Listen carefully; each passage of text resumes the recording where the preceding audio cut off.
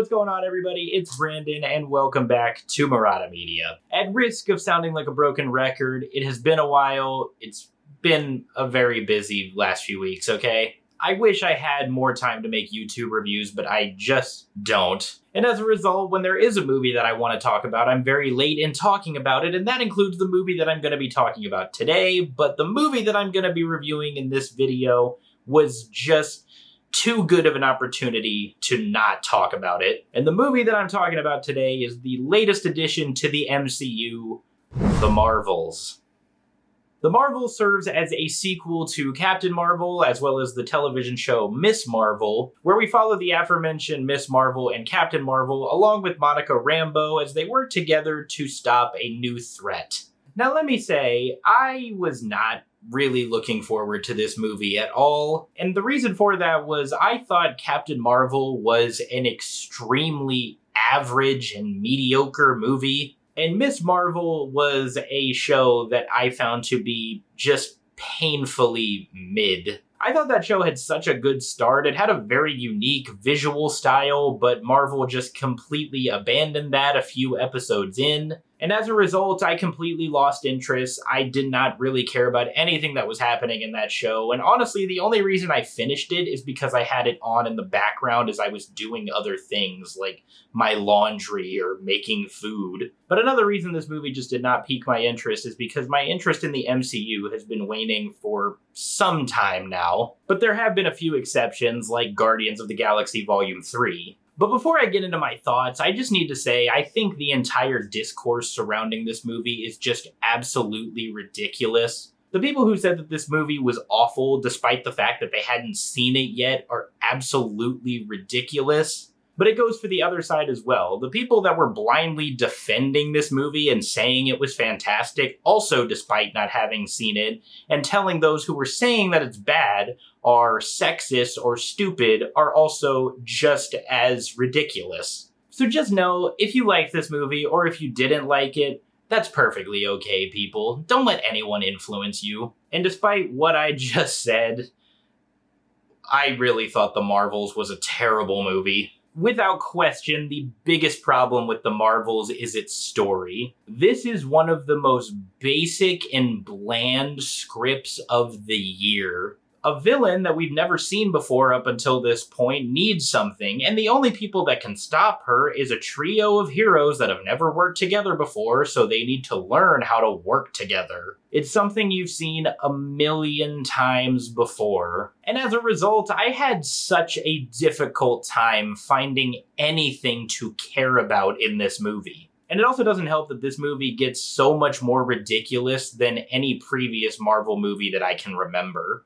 And that really is saying something, because there are certain moments in some MCU movies that are so unbelievably stupid that you just wonder what the hell the filmmakers were thinking. Because The Marvels contains two of the most ridiculous plot lines that I have ever seen, not only in an MCU movie, but any movie. And just in case you haven't seen the movie, I will avoid spoilers, but I will say that they just involve cats and a musical sequence. And as we've seen over the past few years, mixing cats and musicals in a movie format doesn't really work out. It felt like it was trying way too hard to be different and funny and quirky. And on top of that, nothing in this movie is really explained, because one of the plot points involves the three central characters randomly switching with each other at certain times. And it's said that the switching occurs when they all use their powers, but it's never once explained why they're switching with one another. The movie just hopes that you don't question it and you just accept it for what it is. And also the switching just seems so arbitrary in terms of when they were able to switch and when they didn't. Because there were several times in this movie where one of the three used their powers but they didn't switch with anybody, and then there were other times where they did. So it seems as if the movie only makes them switch with each other when it's convenient for the plot.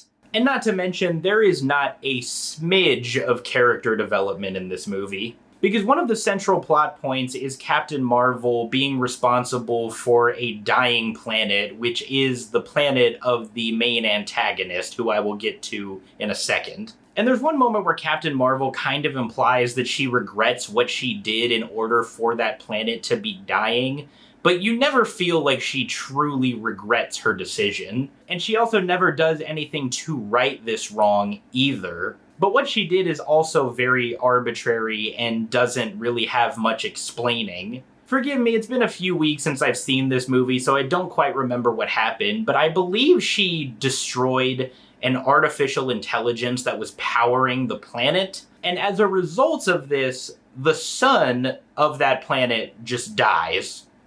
Why? Why did the sun die? And as I said, this is the main motivation for this movie's villain, and I don't even remember her name. I think it's like Darman or something like that. But Darman is one of the most awful and forgettable villains in all of the MCU. For one, because her motivation is so basic.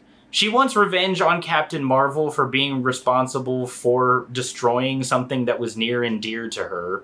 Where have we seen that before? And there was also quite a long stretch in this movie where Darman seems like she was forgotten. Seriously, like in the middle of the second act, she just disappears and then she doesn't show up again for a while. And you're just sitting there thinking, like, what's Darman doing? Is she okay? Is she plotting something? But a huge missed opportunity when it came to that Captain Marvel storyline is her relationship with Miss Marvel, Kamala Khan. Because it was perfectly established in Miss Marvel in this movie that Kamala really looks up to Captain Marvel and sees her as a hero. So an interesting storyline would have been Kamala Khan learning that this woman that she loves so dearly is responsible for the death of a planet, and how she has to live with that, and looking up to someone like that who's responsible for something so terrible. That could have been a really good storyline, but this is Marvel.